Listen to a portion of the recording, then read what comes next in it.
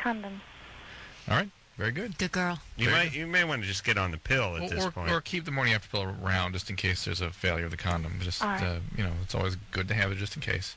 Mm-hmm. All right, don't worry. It's good. You're way ahead, way ahead. And I suspect, I'm looking through my crystal ball, given that she's already ahead of the curve, that as the sort of more normal development sets in, she'll start having orgasms start falling out other ways too. Wouldn't you say? Yeah. Yeah. Let me say one more thing regarding teeth. Dentist. Not teeth, but business in general. A lot of people listen to the show. I've run into a lot of this with businesses, small businesses, even medium and large businesses. You know that answer that always drives me nuts when I ask for something and they say, yeah, everybody likes that. Everyone wants one of those. And then I go, well, your business, that's what you need to do that now? I have the discussion with every dentist I go to, which is, you know when they spray that freezing cold stream water all over your sensitive teeth when your gums are all peeled back and everything? And it's really, it always seems colder than what comes out of the tap. But I know it's not. It's just very, very painful if your teeth are sensitive and have been worked on. I always say to the dentist, why don't you get a little heater? Let me heat up that water a little bit. Make it nice and lukewarm. Be much more comfortable. And he looked at me and he said, yeah, everybody asked for that. And I thought, there you go. That's what you got to listen to. Anybody owns a business, every time someone gives you everyone asks, if you answer, everyone asks for that, that's what you need to do. Just like my 50-50 shawarma plate over at the Zanku Chicken, right, Drew? That's right. Cannot have. No. Fallon? Hi, this is Fallon. Uh-oh. Hi, first off, I just want to say it's a privilege and honor to meet both of you. Drew, please. What's up, Fallon? I just had a couple quick drug-related questions to the doctor. Yeah. I was just wondering what the immediate effects of shooting heroin are, the immediate effects of snorting OxyContin are, and how much heroin you'd have to shoot to overdose. You're a heroin addict. Drew, no, sir, I've never tried it. It's different for different people. It depends whether you're tolerant to it or not, and it depends on your body size. Okay. So it's very, a small person, a couple grams of heroin could really be it. And depends on the purity of the heroin. Yeah. Now, what is it? But you mean by immediate effects? Well, it's a pain. It's a pain blocking medication. You mean OxyContin? Yeah, well, both heroin and OxyContin. It creates a little euphoria, sometimes a lot of euphoria. It creates sedation. Okay, and it's an opiate. Okay. Pain blocking. Yes, sir. I'm not quite sure what you're looking for. What is it you're sort of expecting? I just want to know what it would feel like immediately after you were to do those particular. Well, if you're set up for addiction, if you have a family history of alcoholism, those people tend to have a preponderance of opioid receptors in the brain called mu receptors, and there are at least many, probably half a dozen or two, even more, receptors for opiates in the brain, and you can have different mixes in different brains. Okay. And alcoholic addicts tend to have a preponderance of the mu receptors, which are the ones that cause euphoria when they're saturated. So an addict, when they take OxyContin or where they're shooting heroin, will feel great. Right. And some people might feel like absolute crap, start vomiting. I've had people come in sobbing and depressed. Call those lightweights. And Adam calls them lightweights. Yeah. But it depends on the sort of your particular genetic predisposition and what your biological makeup is. Yeah. Okay.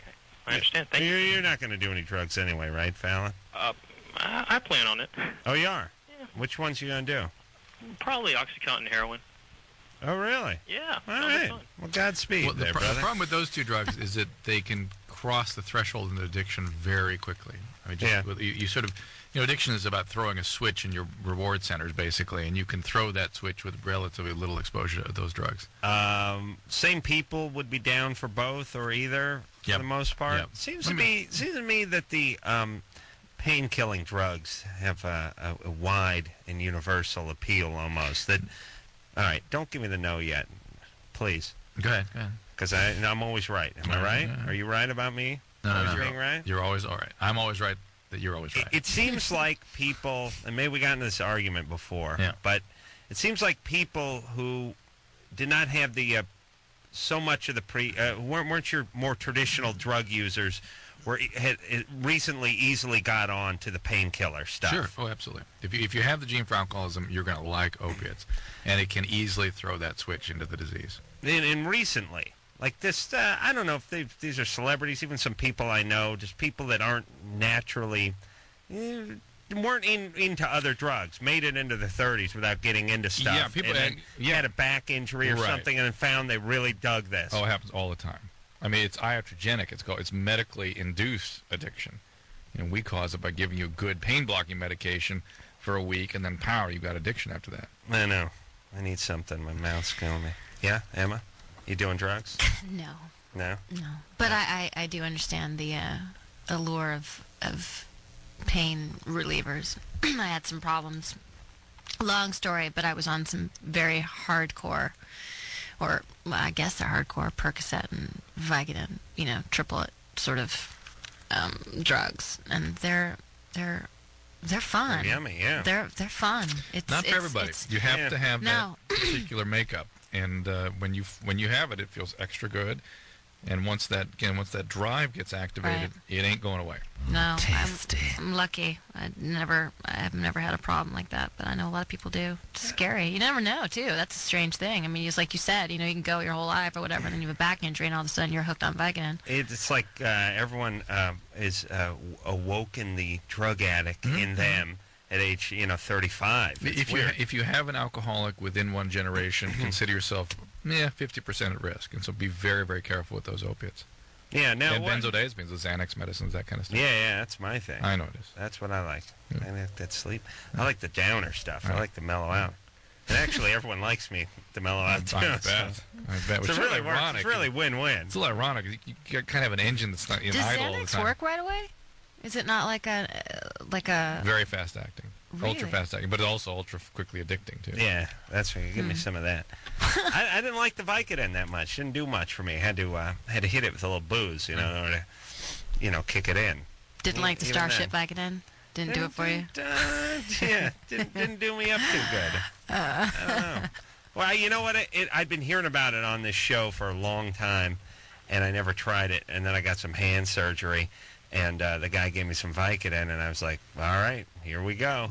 Let the good times begin. And then it was like a movie that had been hyped up for too long. You didn't see it when it was in the theater, and you finally rented it 2 years later, and you're sitting at home, and you're like going, it's not so good. That's what Vicodin was for me. I give it like half a thumb up. Jessica? Uh-huh. You're 17? Yes. What's up? Oof. Ooh, got that girly voice. Yeah. Do you want to gamble? How are you guys tonight? We're good. Awesome. A, B, C, D. I guess I'm just having a problem finding, relationships. I'm a virgin, and I guess you can say I'm very sensual. I'm pretty open. I masturbate a lot, watch a lot of porn, and, What do you mean a lot? 4 times a day. Okay. Wow. Well, that's not sensual. That's compulsive. It's a little light. Oh, yeah, right. I mean, that's a lot. Wow. Whoa. And especially at 17. So, 17, and you've got yeah. that voice that we identify with early traumas. So, Yeah. have you been watching porn since you were like 5? No, 12. 12. Anything happened before that? I don't know my birth dad, and my mom had married another guy, and I guess there was a lot of fighting in the house and separation from parents, and my mom was always in Miami working. Not enough to really. No sexual abuse? No. And any bipolar illness in your family? Manic depression? My mom is bipolar. Okay, this may be early manifestations of that for you, all this compulsive sexuality, because that's part of manias usually. Being super sexual. So, got to be careful with that. If things really, if you start having long periods of time where you don't need to sleep and you think you kind of figured everything out and you're feeling very expansive, got to be careful. Yeah. Okay, and you said you run after older guys? No, I guess I kind of attract them. How old?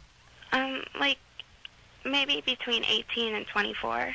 All right, you're not doing anything with these guys? No, I've only, received and, given oral before, but, Well, that's nothing. That's a 24-year-old. That's nothing. How dare you, Adam? You I thought, snicker at that.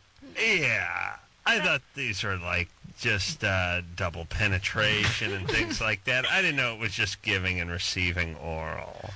That's quaint. Yeah. but, I guess I kind of frustrate them because I just get a lot of guys that are really horny and just want to screw, and I kind of want to get into a relationship, but I'm not All right, finding it. well, hold your ground. All right. Hold your ground, because that's all guys. You're just describing males. That You're attractive. Even Drew, as you know from listening to the show, is a man of great passion. Are you aware of that?